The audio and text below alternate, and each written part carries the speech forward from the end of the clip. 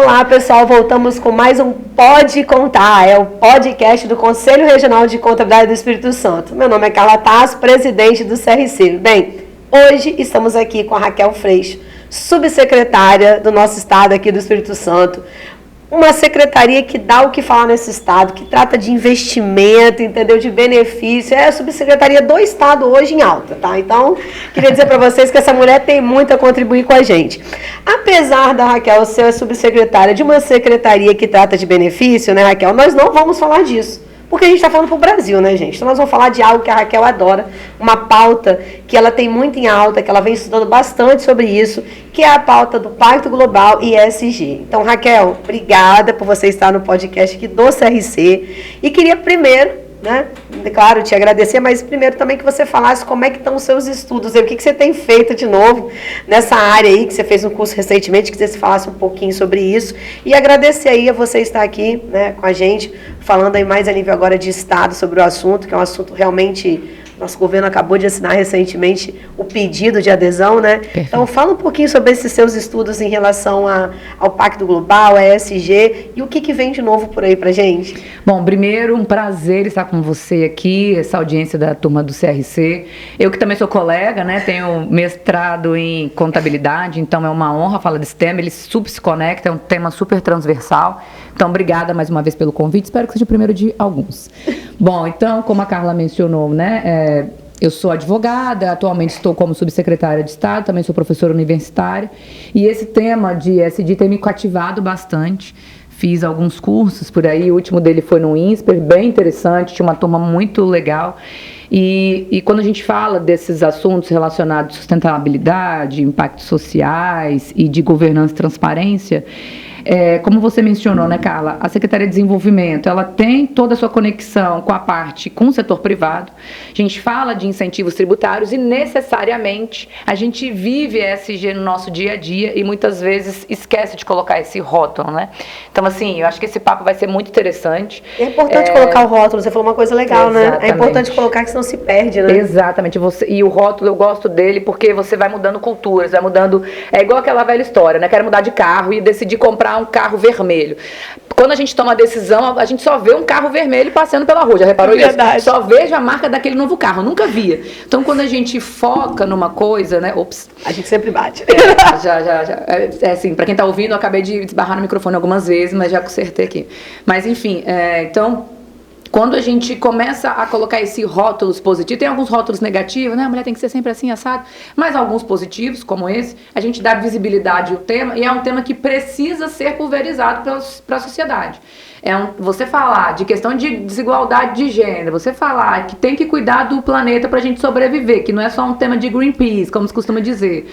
E você falar que você precisa cuidar dos seus stakeholders, ou seja, de todo mundo que participa direto ou indiretamente da minha empresa, para que a gente tenha um cenário melhor, próspero, seja no nosso conteúdo pessoal e também financeiro, é fundamental, sim, colocar esses rótulos. Então, assim, a gente vive um momento que tem convergido muito para isso, e a iniciativa privada, ela tem feito alguns movimentos próprios dela. E aí eu não sei se eu posso continuar, se você quer... Pode continuar, pode continuar. E aí um desses movimentos próprios dela, não vou trazer aqui todo o marco histórico, não é esse o objetivo, mas quando a gente chega no Pacto Global, por exemplo, o que é esse tal de Pacto Global? Primeira coisa que a gente precisa ter em mente, o Pacto Global não é um código, não é uma lei, o Pacto Global não é uma determinação, uma norma, não é basicamente ele é um organismo de instituições que tem como objetivo voluntário, ou seja, as empresas e as organizações voluntariamente, por livre e espontânea vontade, tem o desejo de quê? De uma forma mais ativa e concreta, contribuir para a aplicação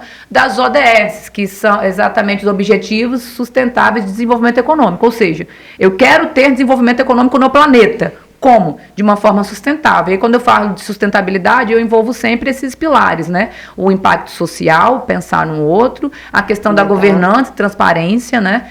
E também, obviamente, toda a questão relacionada ao meio ambiente, ao planeta. Então, quando a gente fala no Pacto Global, é isso. É a iniciativa privada, são os agentes dizendo o seguinte, olha, nós voluntariamente queremos o quê? tornar concreto e sinalizar para os outros que nós concretamente queremos dar passos adiante nessa construção de um planeta melhor. E Raquel, é muito, só te interrompendo, mas é muito legal isso, por quê? Porque na realidade, todo mundo fala assim, não deveria começar do setor público, né? Na realidade, é muito bom saber que foi a partir da iniciativa privada, que a iniciativa privada está fomentando isso de tal forma que o setor público está entrando, e entrando de cabeça nisso. Então, eu queria já te fazer uma pergunta em cima disso. Você acha que a gente tem o desafio de 2030, 2050, né? Mas acha que o Pacto Global no Brasil, né? No Brasil, ele vai ser algo que todos os estados, a um curto, nós estamos falando de 2030, daqui a menos de 8 anos, vamos dizer, porque eu vou considerar que nós estamos em 2023, daqui a 7 anos, né? Todo mundo aí teria que já ter uma parte disso implantada. E depende dos estados e municípios, né? O governo federal. Então, os governos deveriam também já estar buscando essa inserção nesse processo, já que as empresas estão avançando bem, e você fez o curso aí no INSS, e você viu os grandes empresários, os pequenos e os médios empresários, até porque hoje em dia já se fala, né, bem, se eu não entrar nessa leva aí, eu não vou vender para tal empresa. Exato. Né? Como é que você acha isso, os governos agora? Carla, o Pacto Global ele é mais uma iniciativa, como a gente tem, por exemplo, o Net Zero, que você mencionou, que é exatamente o que? Aderir a um projeto da ONU, né, relacionado a metas audaciosas ali para redução de gás de efeito estufa no médio e longo prazo, 30 e 50. Então, isso o Espírito Santo já tinha aderido no início desse ano, e agora a gente também mostra mais uma ação concreta, que é pedir ali a adesão ao pacto. Não só o Espírito Santo, alguns outros estados vêm pedindo isso, né, vêm pedindo essa adesão. E o que eu acho a respeito disso é uma ação que não tem mais volta. Por quê? E eu vou dar só um exemplo. Agora, no dia 15 de novembro desse ano, 15 de novembro de 2022, né, o presidente do nosso BNDES, que é o Banco de Desenvolvimento do Brasil, e que inclusive apoia nas devidas proporções estados e municípios, ele fez a seguinte declaração: que a partir de 23, nenhum novo projeto, ou seja, o BNDES não irá financiar nenhum novo projeto que não vem junto um inventário de gás, de emissão de gás. O que isso está sinalizando? Eu só empresto dinheiro para quem hoje sabe quanto emite, consequentemente, como eu vou, o que eu tenho programado de meta para reduzir. Então, quando eu coloco mais um recurso financeiro, olha, para eu te emprestar dinheiro, o dever de casa do projeto é esse. Então, além de outros, estou dando só um exemplo concreto perto de nós, né? Uhum. A gente poderia falar, por exemplo, dos Estados Unidos, que vai injetar trilhões de dólares na economia para falar de transição energética. A gente pode falar do novo marco legal da mobilidade elétrica que tem avançado nos estados. Então, assim, do nosso próprio estado, a questão dos incentivos para energia, né? Exatamente, os incentivos tributários, perfeito, para a questão de geração a partir de fontes renováveis, que a gente tem um programa Gerar, que a gente pode falar um pouquinho dele. Então, assim, hoje, digamos, é um caminho sem volta. Então, eu sou muito otimista nesse ponto, né? Porque, como você mencionou, é um movimento que vem do próprio mercado. Embora a gente pode depois fazer um outro, vou deixar aqui já uma sugestão, só para ser convidada de novo, tá, gente? A gente pode falar de um tema muito específico que vai ganhar uma conotação ainda maior já, que é a questão dos créditos de carbono e todo o mercado que envolve esse assunto, né? Então, eu costumo dizer que quando a gente pega alguns eixos, quando a gente fala de energia, de ESG, a gente vai precisar burocratizar para avançar. Explico. Então, por exemplo, hoje eu tenho uma insegurança jurídica quanto a eólico offshore no Brasil, porque eu tenho alguns marcos legais, mas ainda via decreto, não lei. Não está regulamentado ainda. Não de uma forma, digamos, hierarquicamente segura para o investidor. Quando a gente fala de crédito de carbono, está cada um de um jeito, a gente ainda tem e o Brasil tem uma vocação muito grande, então eu vou precisar que o poder público burocratize. O que quer dizer isso? Que impeça o sistema? Não, que normatize. Até mesmo para passar segurança jurídica para o investidor, para passar segurança jurídica para o profissional de contabilidade, para ele ter um norte. Muito se fala sobre isso. Olha, como que eu vou fazer, por exemplo, das minhas demonstrações contábeis, o reporte. Como que eu vou reconhecer isso? Exato, de como as empresas estão investindo em ESG. Então, qual é a reconhecer forma... e mostrar isso. Exato. Né? Como eu vou fazer todo o disclosure, todas as informações ali dentro das minhas demonstrações. Como eu vou fazer isso de uma forma que o mercado nacional e o internacional, dependendo de uma empresa de grande porte, capital aberto, na B3, reconheça isso. Então, eu preciso, muitas vezes, normatizar. Eu estou fazendo aspas, tá, turma? Para exatamente mostrar isso. Olha, eu preciso de nortes legais. Mas o interessante é que esses normativos só vão acontecer porque antes o mercado disse, olha, isso é até uma para não vir ação um maluco nova. aí efetuar algum procedimento, algum investimento que depois venha até prejudicar, porque sem norma, né? Que é, muitas vezes, o que trava o investimento. Né? Então, por exemplo, você está no meio de uma discussão política. Eu vou guardar um pouco o meu recurso financeiro de investimento para saber como vai ser o cenário político. Quando aquilo se estabilizar, eu vou lá e aplico. Investidor tem uma palavra que ele ama, que é segurança. Previsibilidade ao máximo possível e segurança. Né? Os economistas sempre estão fazendo progressões disso. Então, a norma, e aí eu falo burocratização nesse sentido, ele vai trazer alguns nortes. Então, por exemplo, a sinalização de mercado. Né? Quando o Espírito Santo adere ao Net Zero, quando o Espírito Santo, como Estado, adere ao Pacto Global, eu estou sinalizando, seja para todos os profissionais, contábeis, advogados, de serviço, indústria, e para investidores de dentro e fora do país, de que, olha, eu não só estou dizendo que eu estou nessa onda, eu estou mostrando que eu estou como prioridade absorvendo e internalizando metas concretas para uma transição para uma economia verde, sem deixar atual, pelo contrário, a gente vai caminhando. Juntos. Isso aí. E Raquel, no nosso estado, né, você está numa secretaria que realmente trata dessa questão de investimento, né, que trata dessa questão de benefício. Como que o nosso estado, agora que o governo assinou a intenção, né, pedido para adesão, como que o nosso estado vai programar ou vai planejar o aumento, porque imagino eu que vai ter uma mudança também na secretaria, né, para que a gente faça uma captação, até porque vocês fizeram um estudo da questão da energia, para você faça a captação de empresas, para que isso, fazendo captação de empresa, com investimentos ou incentivos, a gente aumenta o número de emprego, a gente movimenta a economia local, a gente também traz mais negócios que geram outros negócios. Como que o Estado pretende trabalhar com isso, se é que isso já tem alguma coisa conjecturada? Porque foi feito um estudo, né? Eu também queria que você comentasse sobre esse estudo da questão de energia. E se foi feito um estudo, você tem possibilidades. E possibilidades é negócio. Então, é bom para o Estado, né?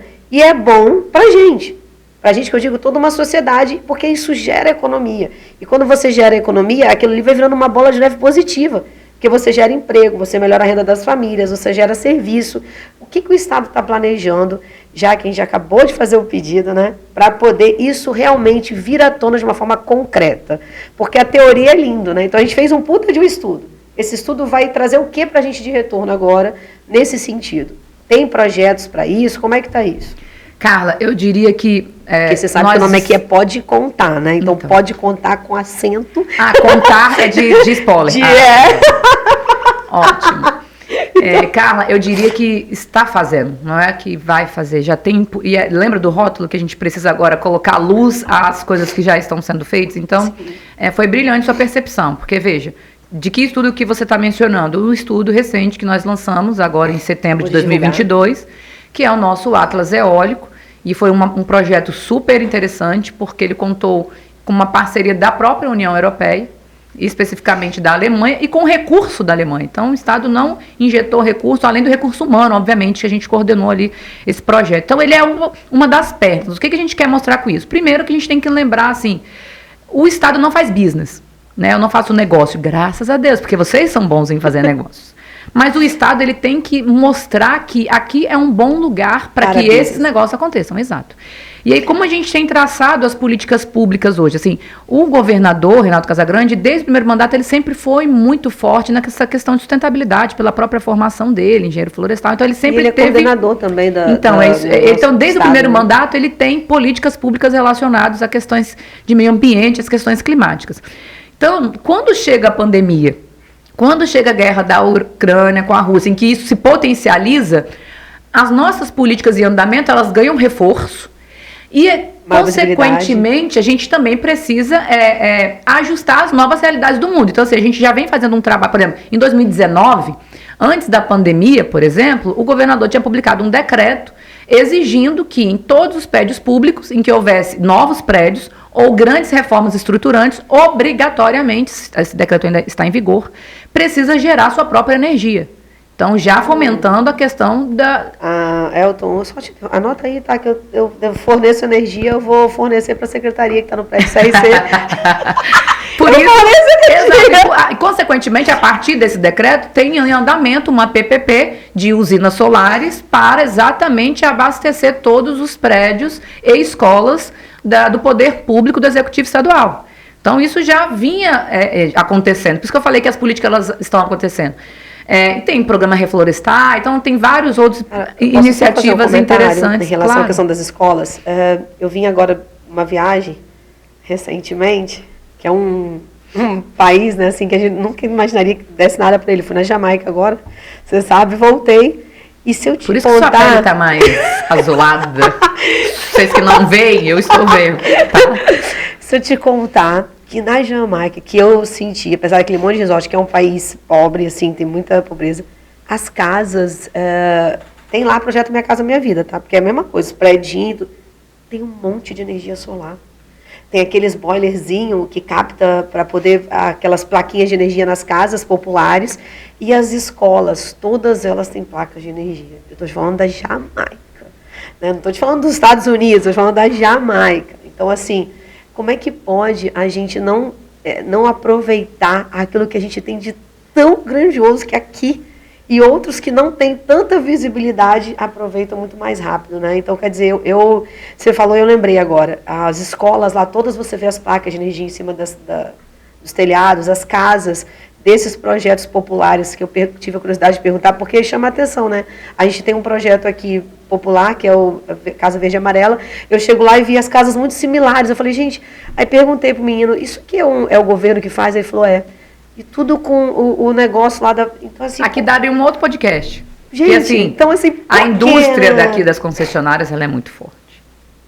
Então, assim, não necessariamente só porque a gente não é que a gente nunca quis gerar energia. Ainda tem essa barreira para poder enfrentar mas está avançando. ainda. O marco legal da geração distribuída já rompe, né? Então, assim, as concessionárias... Elas vão ter que se modernizar também para esse lado, então, né? assim, historicamente, a gente tem um setor elétrico muito forte. E também não era cultural aqui, né? Então agora eu acho que a gente tem todos esses movimentos. O mundo impulsionou essa mudança de cultura. E agora, ou as concessionárias se adaptam ou não. Então, assim... Como governo, você não vê possibilidade, como governo, né? Como nós contribuintes diferentes, mas como governo, você não vê possibilidade disso, tipo assim, de ter algum entrave. Porque, por exemplo, o que eu estou querendo dizer? Os postes, né? Então, hoje, as empresas privadas utilizam postes dentro dos prédios com energia solar. Então, a gente tem fio espalhado para tudo quanto é lugar, né? Claro que vai ter um custo para mudar isso. Então, o governo pensa nisso, porque na hora que a gente está falando assim, de a gente mudar a cultura, de a gente ter uma linha de trabalho estratégica, como você falou, de trabalhar estratégias que sejam sustentáveis, mas também que sejam factíveis de serem executadas, porque tem valores e tudo, com apoio da iniciativa privada, eu também tenho que passar por essa mudança, né? Porque eu tenho que quebrar essa visão das concessionárias. Olha, você também pode captar recursos, eu posso te ajudar nisso, eu, governo, para você começar a fazer algumas mudanças em alguns itens, por exemplo, que são concessões públicas. Como, por exemplo, os postes de rua, né, as questões das escolas, porque poderia ter já uma tarefa nesse sentido, entendeu? Tipo, você que fornece para mim na minha escola, eu consigo te ajudar nisso, para poder depois eu vir para o outro lado. Carla, eu costumo dizer que, e eu falo isso sempre, porque eu acho que isso tem que ficar impregnado na gente, a começar por mim e por você. Sim. Tem que mudar a cultura. É igual aquela velha história, eu vou chegar onde eu quero... né, eu vou contar uma história para vocês entenderem. Quando eu falo, por exemplo, que eu tenho que implementar a cultura de diversidade de gênero nas empresas, preciso colocar mais mulheres. Que legal, o RH, né, o Recursos Humanos da empresa, vai lá, faz um mega projeto, ou um projeto de promoção salarial, só vai dar certo se quem incorporar isso? O gestor da empresa. O dono, o sócio, ele tem que mudar a cultura, senão não ele vai colocar, colocar mais mulheres na empresa, mas para ser do administrativo, não para estar em cargo de liderança, como infelizmente a gente vê. Então, para essa mudança de cultura acontecer, a gente precisa ter um programa macro. Por exemplo, nos Estados Unidos, que eu citei agora, na Alemanha, na Grã-Bretanha, quando eles falam de economia verde, eles têm um programa robusto. Do governo federal, vamos dizer assim. Isso. De programa nacional. Programa nacional. Tá? Então, assim, a gente precisa ter um programa nacional que faça algumas diretrizes. Isso quer dizer que a gente vai ficar inerte? Não, tanto é que os estados não estão, e você citou aí, governadores, nessa gestão que está se acabando, eles se reuniram, fizeram uma colisão pelo clima. Hoje o presidente, né, o coordenador é o atual nosso governador Renato Casagrande, então eles estão fazendo esses movimentos. Mas, por exemplo, quando eu falo de iluminação pública, como você mencionou, É um braço dos municípios, que inclusive tem uma contribuição tributária que estava vindo na Constituição Federal. Então, assim, é uma autonomia, mas se eu tenho um programa nacional com direito... De baixo vai subindo para poder isso, aí eu determino, né? Mas assim, de novo, eu acredito que o mundo está muito mais impulsionado agora. Sim, então, tipo acredito... E outra? Um projeto, se tivesse ali também implantado... E aí eu vou trazer para um outro. Quando a gente fala de stakeholders das empresas, o que é stakeholders, né? Eu sei se vocês sabem, mas só para mania de professor. Stakeholders nada mais é do que todas as pessoas que interagem com a empresa. Então, o stakeholder é um sócio? É um funcionário? É o poder público? É o fornecedor? É tudo. É a família do empregado? É isso. Poder público, então, por exemplo, o Executivo Estadual, o Governo do Espírito Santo, e tem esses stakeholders. Quais são os stakeholders do poder público? Os próprios funcionários, a iniciativa privada, os órgãos de controle. Eu tenho um tribunal de contas. Então, por exemplo, para eu explicar que eu vou investir dinheiro nessa área e não naquela. Exato, eu tenho que justificar. Sem ter um plano nacional, você tem que... E aí, lembra da mudança de cultura? E aí não estou dizendo que é impossível. O órgão de controle pode, inclusive, dar canetada porque ele considera que aquilo ali pode ser mais caro que outra coisa, por exemplo. E muitas vezes não é porque eles não estão preparados. Não, mas é porque eles estão vendo o orçamento todo. A gente não, né? Mas quando eu tenho diretrizes nacionais... a gente começa a organizar o orçamento também. Então, assim, essa mudança de cultura que a iniciativa privada vem alavancando tem levado o poder público junto. Tanto é que a gente está aqui falando do ingresso do Espírito Santo no pacto. Porque, veja, se eu tenho lá a meta de 30 e 50 reduzir gases, quem que vai reduzir esses gases do efeito estufa? Só o poder público? É a sociedade. E aí, Carla, leia-se. A sociedade é eu e você, pessoa física, é você, contador, pessoa física. Nós. Não é empresa, né? A pessoa pensa em empresa só. Não, a responsabilidade, empresa, né? a responsabilidade por maiores emissões são das grandes indústrias. Na verdade, é mais fácil contabilizar o das grandes indústrias. Contabiliza o nosso dia a dia. Você sabia que o trajeto que nós fazemos de bicicleta ou a pé ou de carro tem emissões. Você sabe que na hora que eu fiz esses dias, você falou um negócio, lembrei de outro. Eu fiz uma reunião esses dias lá no CRC, com a menina do setor, a gente criou uma comissão, né, para poder, que agora a gente recebeu lá, foi aprovado no pacto, então a gente criou já aderiu? Agora está lá, gente, confiram aí, você pode entrar no Pacto Global e pesquisar quem aderiu, vê se o CRC está lá. Está lá. Espero. Está lá. Aderiu, conseguimos aderir por 3 meses. Vai entrar por também. 3 meses. Tá? Acho que a gente vai conseguir acelerar. Então, aí a gente eu sentei lá com a Amanda, que é a coordenadora da comissão, que a gente tem lá de sustentabilidade, falei, nós vamos ampliar essa comissão, inclusive eu convidei a Letícia, que trabalha na Secretaria de Estado, lá de Controle e Transparência, vai fazer parte da comissão também, convidei gente de outros estados, Tiziane no Pará, ela é muito competente, e foi ela uma das que me incentivou a fazer, que me mandou os modelos, assim, me ajudou muito. E aí eu, discutindo com a Amanda, eu falei assim, Amanda, olha só, a gente não é só falar, não é fazer negócio só de copo, de fazer, não sei, a gente precisa fazer algo mais. E aí, olha que interessante, eu fui questionada numa auditoria de um órgão de controle, por que eu estava fornecendo uma quantidade de funcionários excessiva na visão do órgão de controle de home office. Por que eu tinha criado essa possibilidade de até 70% dos servidores ficarem de home office. E aí, na hora que eu sentei com a Amanda para falar de sustentabilidade, eu falei assim, Amanda, nós vamos fazer o seguinte, nós vamos inclusive colocar no nosso relato integrado que a possibilidade de home office aumenta a qualidade de vida, isso está lá no Pacto Global. Ele permite com que a mãe ela fique mais tempo com seus filhos, porque eu não vou controlar o horário de trabalho, vou controlar resultado. Então, reduz o gasto. Não, eu falei exatamente o que você falou, porque eu não precisava pegar o carro para vir para o CRC, não precisava pegar o ônibus para vir para o CRC. Então, nós vamos colocar tudo isso focado aqui, lá no Pacto Global, naquelas ODS. Isso tem 2 semanas. Você acabou de falar, tem 2 semanas que eu conversei com ela. Por quê? Porque eu estou sendo questionada por um órgão de controle. Olha que interessante. É o que você acabou de falar. É o que você acabou de falar. E aí eu sentei com a Amanda e falei, nós vamos justificar isso. E porque a gente vai fazer agora uma licitação para reaproveitamento de água dos ar-condicionado, né? Para poder molhar primeiro, começar pequeno, né? Porque o orçamento é pequeno, mas não só por isso, porque a gente quer experimentar se funciona. Então a gente quer pegar, eu não sabia, mas o ar-condicionado gera muita água e essa água ela não é utilizada em lugar nenhum. Então a gente vai tentar reaproveitar a água que o ar-condicionado gera para a irrigação das plantas do CRC, o jardim. Outras coisas. Então, aí o cara que fez voluntariamente para a gente o estudo assim prévio, Falou bem assim, olha, você pode aproveitar na descarga também, dependendo, porque tem muito ar-condicionado. Então, a gente estudando agora o projeto. Mas veja, eu estou falando de CRC, mas eu posso fazer isso, quem mora em casa pode fazer em casa, e não é um custo alto. Quem mora em conjunto de casas, vamos pegar um condomínio fechado de casas, custa R$4.000 para você fazer o estudo. E aí, Carla, quando Então, a gente pouco, entendeu? Então, quando a gente coloca prazos, a gente começa a obrigar toda a sociedade. E aí, lembra que eu falei que tem que burocratizar para as coisas acontecerem? Porque não tem regulamentação, né? Mas ainda. Então, por exemplo, o Espírito Santo está na fase agora de atualização do inventário de gases de efeito estufa. Então, a gente tem pego ali toda a iniciativa privada e também calculando sociedade para dizer, olha, o Estado emite isso. E aí, opinando aqui também, a gente está numa fase agora de mudanças de cultura, né? Então, uma cultura é a gente trabalhar essa pauta não como quem abraça a árvore, mas como uma... E aí, como você falou, não é uma pauta, não é uma pauta só das empresas. É um assunto planetário. Acho que as pessoas têm que entender. É um assunto planetário. O que a gente está fazendo aqui vai atingir, sim, lá na Amazônia. É isso. Vou fazer até uma expressão que alguns especialistas vão me matar, mas o céu não só. É planetário o tema, tá? Então, hoje a gente está mudando cultura, inserindo essa pauta numa pauta comercial.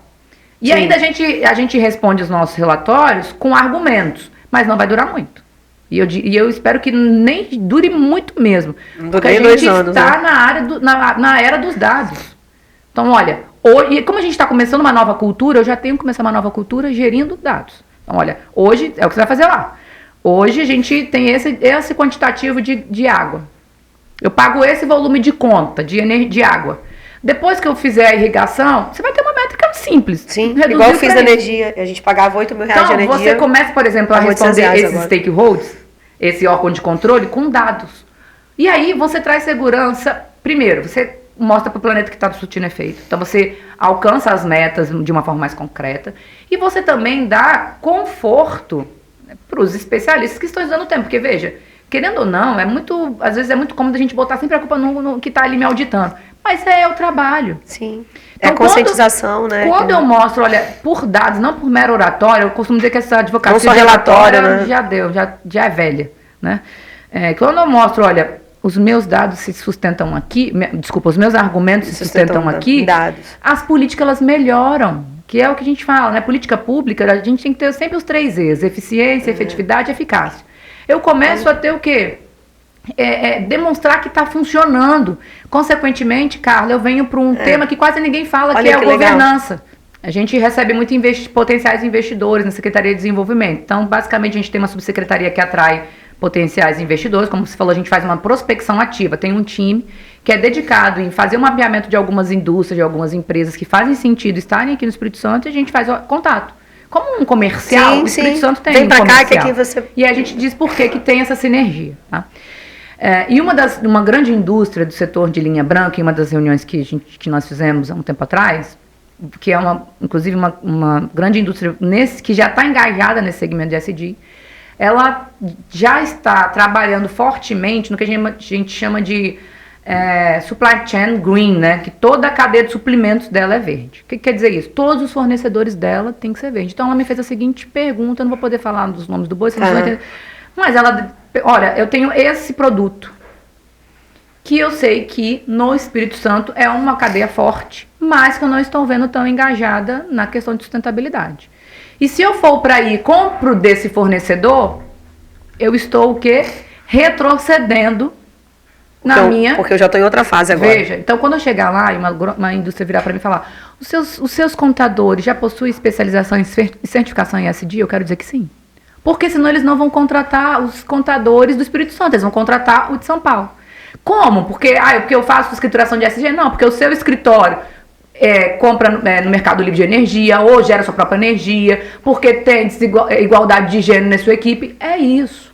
E assim, as empresas não deixa eu contratar você porque, tadinho, você é pequeno. Não é isso. Você está adequado. E não tem tamanho para fazer adesão, né? Mas veja... Tem que ter a atitude, a intenção, a ação. Veja, e aí que a gente, acho que não sei se está dando o nosso tempo, mas a gente chega sempre nesse mesmo desfecho. ESG, sustentabilidade, desigualdade de gênero, transparência e governança, combate à corrupção, não é de grandes empresas. É empresa de pequeno e médio porte. Eu falei que é pessoal, é CPF. Então, assim, nós precisamos incorporar essa gente, senão a gente está fora. Primeiro, porque a gente não vai ter cliente. Segundo, não vai ter cliente. Terceiro, eu vou mudar de país. Beleza, mas tá pior, meu amigo. Assim, só pra te dizer, tá pior. A gente tá atrasado. A gente tá atrasado. Verdade, tá? verdade. Fui numa inauguração de uma nova... olha que interessante, né? A gente vai em alguns eventos, uma nova oficina mecânica. Uma empresa que presta serviços mecânicos. A gente foi lá, convidou o governo para participar. É uma franquia da França. Sabe por que eu acho que eles vão despontar aqui? Mecânica. Porque eles já têm uma equipe especializada em carros elétricos e híbridos. Enquanto algumas oficinas mecânicas estão ainda reclamando se o buraco do pneu... Não é só isso, entende? E ele já, da França, vira um nicho de negócio no Espírito Santo. Sabe o que é interessante? Então, assim, realmente, a gente tá ou a gente cabe, ou a gente cabe. E aí, só comparando em relação a essa questão de carro híbrido aí, né? De carro elétrico, né? A gente está pleiteando muito o mercado privado e redução de IPVA, enquanto a gente deveria estar pensando em outra coisa. Quer dizer, a gente está pensando numa redução de um tributo, e aí estou falando agora com o presidente do CRC mesmo, que é o podcast do CRC, né? Está pensando num tributo que hoje é o menor do país, né? Enquanto a gente deveria estar pensando em outras fontes de investimento. E outra coisa, Carla, complemento, enquanto deveria estar pulverizando que aqui existem incentivos tributários, que você importa carros com zero. Então, que inclusive... eu estou com o foco errado, concorda? E aí é uma crítica construtiva, né? Tem gente que não gosta desse termo, mas eu acho que ele é popular. A gente, às vezes, é muito míope ainda, porque a gente não mudou cultura. Então, quando o dono lá daquele escritório de contabilidade, tem 3 pessoas, entender que os 3 conseguem fazer uma diferença, mudei cultura, eu vou começar a pensar mais macro. Antes, você só me chamava para falar de tributário. Verdade. Hoje, a gente já consegue mesclar. Porque você mudou cultura e, consequentemente, eu também estou me inserindo nessa cultura. Mas é porque a gente estava assim, Raquel, assim, e é uma crítica em relação a todo esse projeto, como ele é divulgado. Era a divulgação de Abraçar a Árvore. E, na boa, Abraçar a Árvore, para mim, é filantropia. Mas, assim, é porque, Carla... Foi uma divulgação errada de toda a instituição. Mas, assim, o mercado privado tinha medo desse tema. O mercado privado entendia que abraçar a árvore é prejuízo. Mas é como é feito. Exatamente. É como você você transcender algo que você quer implantar, só que não é, sabe aquele ditado? Não é o que, é como. Então, não é o que você fala, mas como você fala. Então, assim, não é o que vai ser falado. O que vai ser falado tá ok, o que vai ser feito tá ok. É como você transpõe isso da sua realidade para alguém que você quer inserir na coisa. Porque não adianta, o público não vai sozinho, o privado não vai sozinho. Um precisa do outro. Então, a Secretaria de Desenvolvimento em todos os estados, a Secretaria de Investimento, precisa entender que do outro lado, na ponta de cá, tem alguém que vai bancar para isso acontecer. Mas ele quer bancar, e não vamos ser hipócritas, mas ele quer ter rentabilidade. Ele quer transformar isso em comércio, em lucro. Então, e ele tem essa possibilidade porque o mundo todo, você falou dos Estados Unidos, citou o exemplo que o estudo foi bancado pela Alemanha, e isso é um exemplo. Então, a gente pode, sim, agregar valor, aumentar a rentabilidade, lucratividade, usando a mesma pauta, fazendo do jeito certo. Eu vou fazer uma observação que eu acho que eu já fiz em algum do nosso bate-papo, que está muito relacionada à questão do CRC, e eu vou citar isso como exemplo para finalizar. Então, só fazendo um retrospecto aqui. A gente tem uma mudança de cultura mundial. Então, antes eu abraçava a árvore, eu tinha medo, e era isso. O ESG não é novo, é uma construção de longo prazo, em que a iniciativa privada entendeu que ela lucra cuidando desses 3 pilares. Isso é fato. A gente já falou, aliás, já dessa dica está faltando a gente falar de negócio de impacto aqui. Então, é exatamente isso. Verdade, Elton já anotou ali, negócio de impacto. Então, veja, é você pegar e pegar um subproduto e transformar num insumo que muda a vida das pessoas e que é dentro do capitalismo, dentro do mercado, gerando lucro. Gerando lucro. Lucro, não é doação, não é ONG, gera lucro. E tem impacto social. Um exemplo. Então, o mundo entendeu isso. Criou um conceito, por exemplo, de negócio de impacto. Então, quando a gente... E aí, por exemplo, trazendo para o nosso dia a dia, né? Lá na secretaria, a gente cuida de incentivos que já existem há alguns anos no Estado. Um deles é o Compete. O que é o Compete para os nossos telespectadores que não é daqui? É um programa de competitividade que tem como foco incentivar que empresas se estabeleçam no Espírito Santo, porque nós somos um estado pequeno, tem um poder de consumo muito restrito, 4 milhões de habitantes, então a gente tem uma vocação logística interessante, a gente quer se transformar num hub logístico para outros estados. Para isso, existem algumas políticas de fomento, e uma delas é um incentivo tributário chamado Compete, que já existe, em 2003, 2016 teve uma nova roupagem, está lá. Nesse ano de 2022, nós fizemos algo inédito. Todos os anos, as empresas precisam atualizar as informações. O que é atualizar? Quantos funcionários você tem? Você está no estado? Quem é o sócio? Acabou, fim. O que nós fizemos esse ano? Opcional ainda. As empresas respondem um questionário de avaliação, e nesse questionário de avaliação, a gente já incorporou questões relacionadas de ESG. Antes tinha, você tem quantos funcionários? Hoje não é assim. Você tem quantos funcionários? Quantos são deficientes? Quantos percentuais? Quantas são mulheres? Quantas são negros? Quantas... Você tem, tinha lá, quanto você investe em sustentabilidade? Não é só isso. Quanto que você tem calculado? Sabe, das 4 mil empresas que nós temos ativas, e aí era um reporte voluntário, sabe quantas responderam efetivamente? Nem 10%. É triste. 10%. Mas vocês nem têm informação. É isso. E aí lembra que é todos os stakeholders, então se o contador não mudar a cultura e ele entender que ele gera essa informação, aí agora, amanhã, Carla, a empresa vai precisar de pedir benefícios bancários. Tem que ser Desculpa, empréstimo bancário. E aí? Eu não me preparei, eu vou para um profissional que já preparou e já sabe fazer isso. Então, veja, e a gente mudou isso no sistema.